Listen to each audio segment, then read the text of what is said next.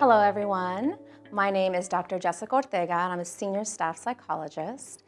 And why we're all here together today is to talk about students in distress and ways to respond if they're in distress, especially in the nature of the work that you're doing with them. And so today we're going to spend some time talking about that. So I want to talk about what to expect from today, just to give you a general overview. We're going to talk about how to increase your awareness of signs of distress/crisis. We're going to make that distinction in a minute so you know kind of what that looks like. Want to develop response skills for intervention with your students. So you want to know, how do I approach the student? Or maybe you're a little anxious about that, and so how do you work through that? What kind of skills can you use? Want to know how to consult and refer. You want to know your resources. You want to know who you can talk to in the case that a student is in distress. Where do I send them? How do I talk with them? Who can I ultimately refer them to? And self-care for you. This is for you. In your work with your students, that's a lot that you're carrying, but you're also carrying other roles on campus. And so we want you to be able to take care of yourself. Okay? So here's just a basic question just to reflect on, okay?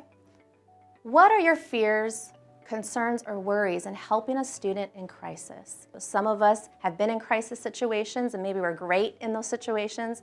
Other people are triggered and sometimes paralyzed. So you might identify with some of those things.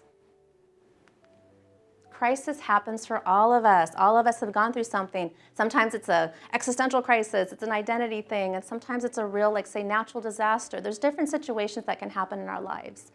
And so we can all perceive the crisis differently. We react to it differently. And so what I put down here are some of the things that are triggered by us in that particular crisis. So even for all of you, think about a time in your life where you had a crisis, and what were you thinking at that time? What were some of the feelings you were having? What was triggered at that time? What were the behaviors that you were experiencing at that time? Then think about the social support that was around you, which could be family or friends or whomever. What things did they do or say that was helpful? And what things did they do or say that was not so helpful, maybe even harmful in your coping? It's important to think about these things because the student you might be helping is going through a mixture of all those things or some of the things you're even thinking right now. Okay? So let's make that distinction I talked about, the distress versus crisis. It's interrelated. Distress is kind of a dramatic change in demeanor, our routine. It's when we kind of get knocked off our kind of focus and it throws us off kilter and then we're like, whoa, we're back. We're back. Crisis is when it's hard to get back. It's when something has happened and the distress is so extreme, it's so magnified that it makes it difficult to function. It interrupts the functioning of the daily responsibilities. It makes it hard to relate to people. A lot of things are happening. And so this is the piece that we're going to be talking more about today. So I want to pose this question to all of you, and again, to think about this. How would you know if a student is distressed? I keep using that word, distress, crisis. What would you visibly see or hear? What would be going on with a student to tell you they're distressed? Can you tell me? What would be some things that tell you? Yes. Maybe they come to class hungover and they smell like alcohol in their breath and they don't really go out and they don't really drink too much. That's a good one. That's a change from what you know to be true about them. Yes. Noticing any physical appearance out of the norm, like messy hair, hygiene. That's something you can notice, definitely. Yes. If you hear from another source that maybe they're having home life problems or problems with their friends or family. That's a really good example. That can happen. Maybe someone's been showing up late a little too many times and it's been turned into a frequent absent type of thing. Very good example. And I'm going to just throw them all up there so you can visually see them as we talk.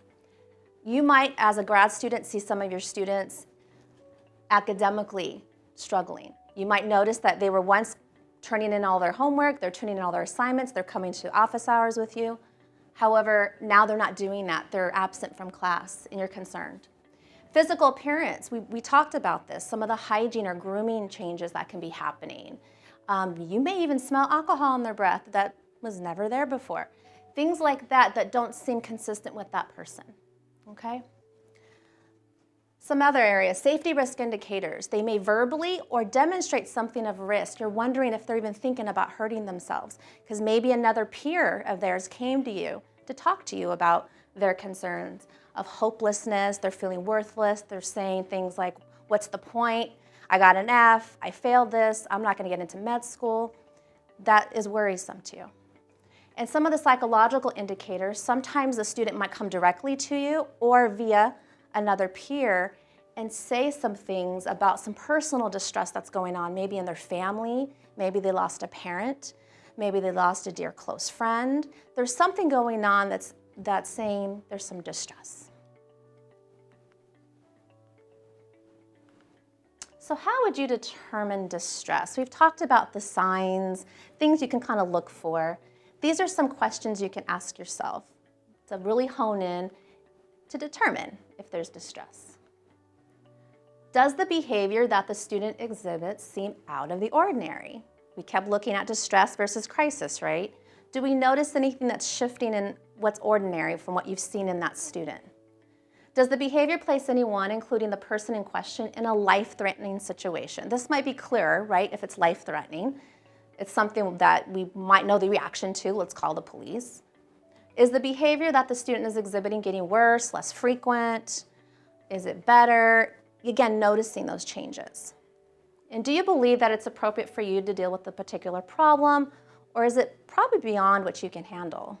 You need to know what your limits are. We're going to talk about that today in terms of your role, knowing your limits, because your role is well defined as a supervisor, a supporter of your student. However, you're not expected to be a mental health professional. You're not expected to assess them, do therapy, any of those things.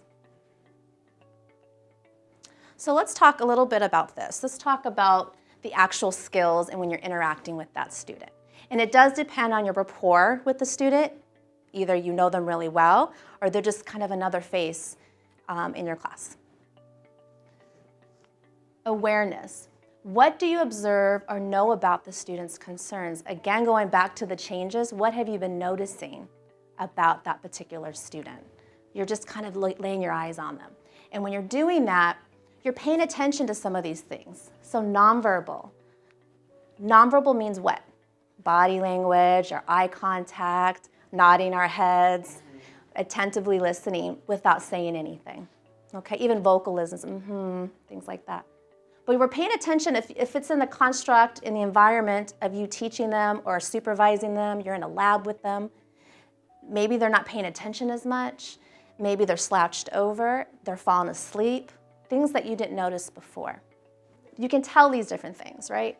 Paraphrasing, concise reframes. So it's taking a large volume of information that they give you. Maybe they're really upset and they're saying a lot of things.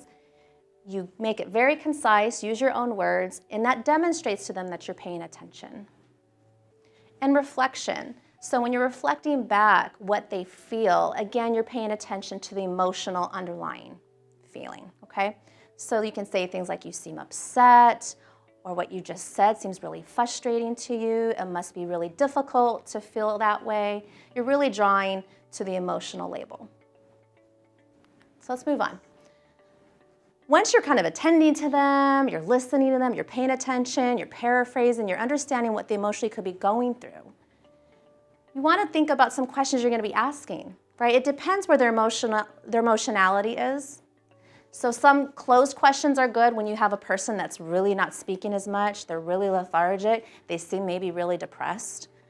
However, open-ended questions could be helpful too. What's going on? How are you feeling? I noticed you haven't come into class. Can you tell me what's going on? Things like that. And as you're talking with the student, you want to summarize their current concern. You've been following them, you've been listening to what they have to say, but all the while you're thinking, what do I need to do? How am I going to help this person? So you're gathering information. That's your central job, is just to gather information, and you want to facilitate possible solutions. And we say facilitate because that comes across as collaboration. We want to collaborate with our students. We want them to feel empowered to make decisions for themselves. So what is your role? So with that, let's talk about these. Listen. Yes, we listen auditorily, but we want you to be empathic and learn to kind of talk with the student, normalize, okay, I hear what you're saying is important and it matters. Let's see what we can do about that. Use let's language, talking as a we, so it feels collaborative.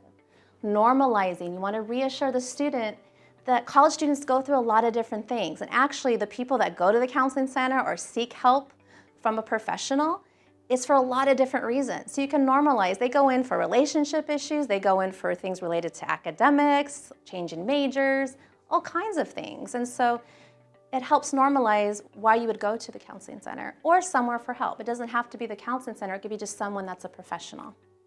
Setting limits is important in your role. So when you're setting limits, when you start feeling like this is too much for me, that should be your sign that I'm going beyond my role and I need to talk to somebody about helping me with this. You want to think about your different areas of support on the campus, which leads to the next one, consulting and referring. You want to know when to consult and when to refer and who those people are. So know your resources on the campus or know someone who does know the resources. Maybe this is your first year as a grad student and you're still trying to figure things out for yourself. So you're like, whoa, I'm supposed to help them get to the right resources when I'm still trying to learn them. Go to your immediate supervisor, talk to maybe your faculty, your dean, whomever that person is that can help guide you through the process. You also want to destigmatize what accessing help looks like. For some students, going to a counseling center or even student health center, whomever it is on a campus where there's some stigma or taboo attached to it, and that could be based on how they were raised, some cultural nuances, maybe in their culture and their family, you would be in trouble. You would get in trouble if you talk about anything related to a private concern. So there might be some real reasons. So I always say when you destigmatize, you want to talk with your student about what are some of the obstacles and some of the barriers that they're experiencing for why they won't go to the counseling center. What are they fearful of? That might open up some opportunities for you, okay? And also self-care, we've talked about this. Self-care, taking care of yourself, being aware of what your limits are is self-care. Knowing when to connect with resources is self-care. Knowing what you need to do to replenish and revitalize yourself after you've been working with someone and talking with a student that's in distress. That's really important. So making a referral, what that looks like. We keep saying this, but I'm going to keep saying it till the very end, is knowing your resources. Yes, all campuses are different, and so you need to know where they're at, what are the contact numbers, the locations, okay, our office hours. And some of the response assistants can look like campus police. It could be after-hours care. There's some urgent care triage systems on campus. You want to know what those are on your campus.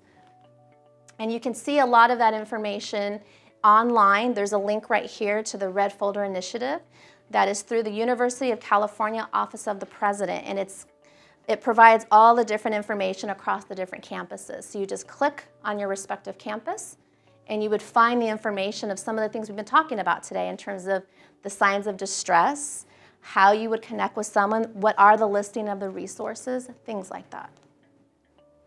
And ultimately, if you do have some suspicion, or there's more than just a suspicion, you've heard a student talk about risk to ending their life, so suicidal risk, or even to hurt somebody else, immediately you need to contact someone. If it's the police, great, trust your gut. If you're accessible to the counseling center and it's within the office hours, call right away. You don't want to hesitate when it comes to that. And so with that, conclusions and final tips that I leave for all of you. One, hopefully you walk away with this knowing you're not doing therapy. This was not a training in therapy, but it was a training on really looking at the early intervention skills that you can use if a student's in distress in that moment. And then ultimately, you're going to want to get them connected. You can make a difference because remember, you are a really important part of the steps for them to get the help that they need. Oftentimes, you're the first person they're going to see and reach out to, or you're just going to be noticing some of these things before any one of us are going to see it.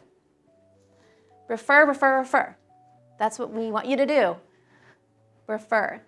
Gathering information, knowing what's going on, and connecting the student with the appropriate resource. And can't forget about you, your self-care, and I've been talking about that.